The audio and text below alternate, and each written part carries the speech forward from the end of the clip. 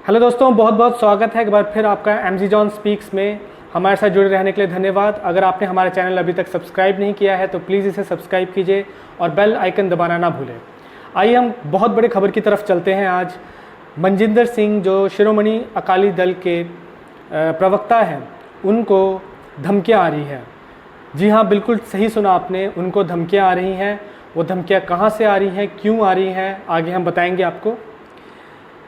शिरोमणि अकाली दल के प्रवक्ता मनजिंदर सिंह ने ट्विटर पे ट्वीट करके अपनी सारी दास्तां बताई। उन्होंने बताया, आप जानते हैं ये वही नेता हैं अकाली दल के जिन्होंने करण जौहर और दूसरे बॉलीवुड स्टार्स के ऊपर कंप्लेंट दर्ज कराई है कि जो पार्टी हुई थी, जिस पार्टी का फुटेज, जिस पार्टी का जो क्या बोलते हैं वीडियो है, वो जो वायरल हुआ है सोशल मीडिया में, उस पर जो बॉलीवुड स्टार्स थे, आप जानते हैं कि कौन कौन मेन चेहरे थे वहाँ पे।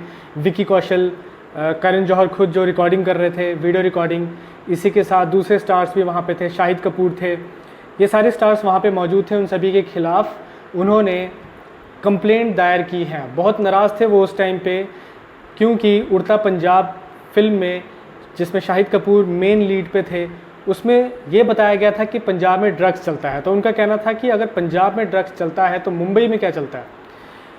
इस पर उन्होंने कंप्लेंट उस टाइम पे मुंबई पुलिस को बोला था कि इन सभी पे एफआईआर दर्ज कराई जाए। पर आप जानते ही हैं मुंबई पुलिस को, मुंबई पुलिस कभी भी इन पे हाथ नहीं डालेगी, क्योंकि वो खुद इसी में इन्वॉल्व हैं। सुशांत केस और दिशा सालियान के केस में हमने देख ही लिया है। फिर उन्होंने दोबारा से जब सुशांत का मामला उठा तो उन्होंने सीबीआई को रिक्वेस्ट की कि इन सभी पे एफआईआर दर्ज की जाए। एनसीबी को रिक्वेस्ट की कि सभी पे एफआईआर दर्ज की जाए, और बहुत जल्द एनसीबी अब दर्ज करेगी इन पे और इन पे जांच करेगी। आपको बता दें, जो वीडियो रिकॉर्डिंग थी उस पार्टी की, उसकी जांच अभी चल रही है। अब उनको धमकियां आ रही हैं। उन्होंने बहुत बड़ा दावा किया है। उन्होंने कहा है कि जब से उन्होंने कंप्लेंट की है तो पाकिस्तान से उनको धमकियां आ रही हैं। जी हाँ दोस्तों, पाकिस्तान से उनको धमकियां आ रही हैं और उनको जान से मारने की धमकियां आ रही हैं। आखिर क्या क्या हुआ था ये हम आपको बताएंगे। इससे पहले हम आपको बता दें कि ट्विटर पे उन्होंने अपनी सारी दास्तां बताई और उस पर उन्होंने डीसीपी वेस्ट दिल्ली पुलिस को टैग भी किया। उन्होंने क्या बताया, उन्होंने ये बताया कि फ़ोन करने वाले ने मुझसे कहा कि भाई ने बोला है कि बॉलीवुड वाला मसला बंद करो।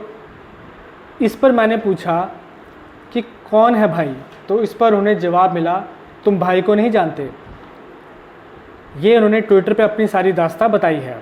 आगे उन्होंने कहा कि दोबारा उसने बोला कि तुम भाई को नहीं जानते। तो मैंने पूछा कि आखिर कौन है ये भाई। इस पर उस शख्स ने जवाब दिया, भाई को तो पूरा देश जानता है, ये पंगे लेना बंद करो वरना सबको मिटा देंगे। मैंने दोबारा पूछा, अब मनजिंदर सिंह जी ने दोबारा पूछा कि भाई है कौन। फ़ोन करने वाले शख्स ने कहा, चुपचाप ये बॉलीवुड वाली नौटंकी बंद करो, केस वापस ले वरना तेरे को ठोक देंगे, मतलब गोली चला देंगे, यहाँ गोली मार देंगे। इस पर मैंने एक बार फिर पूछा कि कौन है भाई। फिर उस शख्स ने जवाब दिया, क्यों मरना चाहते हो, जब गोली लगेगी तब तेरे परिवार को पता चलेगा कि भाई है कौन। मनजिंदर सिंह ने अपनी ट्वीट में फ़ोन का एक स्क्रीनशॉट भी शेयर किया है, जिसमें मोहम्मद वसीम का वो उन्होंने नंबर भी लगाया है और दिल्ली पुलिस से रिक्वेस्ट किया है, आग्रह किया है कि इसकी जांच हो। उन्होंने कहा कि मैं अपने स्टैंड में अभी भी अड़ा हूँ, मुझे इन धमकियों से कोई असर नहीं होता, लेकिन जो इसके पीछे का मास्टरमाइंड है वो पकड़ा जाना चाहिए। अब आप सोचिए ये कितनी ज़्यादा भयानक बात है कि एक नेता, इतना दिग्गज नेता, इतना बड़ा नेता पंजाब का, उन्हें धमकी आती है पाकिस्तान से। जाहिर सी बात है वो झूठ नहीं बोलेंगे, क्योंकि झूठ बोलते तो वो नंबर शेयर कभी नहीं करते और इस इंसिडेंट के बारे में बिल्कुल नहीं बताते। यहाँ वो सिर्फ हवा में तीर मारते तो वो इस नंबर को शेयर कभी नहीं करते। लेकिन उन्होंने दिल्ली पुलिस को भी टैग किया है। इसका मतलब कि इस बॉलीवुड का लिंक, अब आप सोचिए, करण जौहर के ख़िलाफ़ कंप्लेंट हुई है तो इस बॉलीवुड का लिंक जो है वो कहाँ तक है, वो पाकिस्तान के अंडरवर्ल्ड तक है। हम अभी तक ये सोच रहे थे क्यों एनसीबी, क्यों एनआईए इसमें पढ़ रही है, क्यों ईडी पढ़ रही है। आपको बता दें, सीबीआई को मदद करने वाली ईडी थी। ईडी को पता चल चुका था ये ड्रग का मामला है, ये बहुत बड़ा मामला है, इस पर हम अकेले कुछ नहीं कर सकते। उन्होंने वो सीबीआई को दिया। जब सीबीआई ने उस सबूतों को अपने हाथ में लिया, उस पर जांच की, तो उनको ये पता चला कि हमारे अकेले की बात नहीं है, ये लिंक बहुत ऊपर तक जाता है, टेरर लिंक तक जाता है। तो उन्होंने ड्रग वाला मामला एनसीबी को दे दिया। एनसीबी ने जब देखा तो उन्होंने ये देखा कि ये मामला तो ड्रग से भी ऊपर है, ये तो टेरर लिंक तक जाता है, ये आतंकवादियों तक जाता है, टेरर ऑर्गेनाइजेशन तक जाता है। उन्होंने अब एनआईए को लाने की बात की है।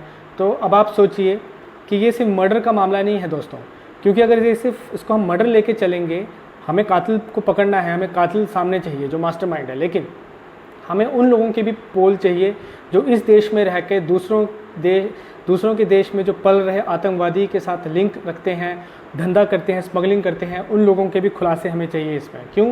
क्योंकि कल को सुशांत की जगह कोई और एक्टर आएगा, वो भी ऐसी मौत मरेगा। अब आप सोचिए, इतने बड़े नेता को नहीं मान रहे हैं ये और इनकी पीआर मशीनरी, तो अब आप ये सोचिए कि हम जैसे लोगों को ये कहाँ मानेंगे। साथ ही सुशांत सिंह कितने बड़े जाल में फंस चुके थे, कितने डरे हुए थे, ये हमें समझना चाहिए। चंडीगढ़ से जो वापस आए डरते हुए, अब आप सोचिए कि कितनी बड़ी घटना उनके साथ हुई है। ये छोटी मोटी बात नहीं है कि किसी ने रिवेंज लिया है, ये मामला आतंकवादी तक जाके मिलता है। ये इस चीज़ से हमें जो आज बहुत बड़ी खबर निकल के सामने आई है कि मनजिंदर सिंह को धमकी मिली है, वो भी पाकिस्तान के अंडरवर्ल्ड से, तो आप सोचिए सुशांत मामले में ये बात कहाँ तक जारी है। तो दोस्तों, ये मामला तो है ही, साथ में मैं आपसे ये भी आग्रह करूँगा कि इस लड़ाई में हमें हमेशा खड़े रहना है। जब तक कातिल और वो सारे लिंक्स एक्सपोज नहीं हो जाते, तब तक ये हमें लड़ाई लड़ते रहना है और हमें खड़े रहना है। आगे भी अपडेट्स के लिए हमारे चैनल के साथ बने रहिए। आपका बहुत बहुत धन्यवाद।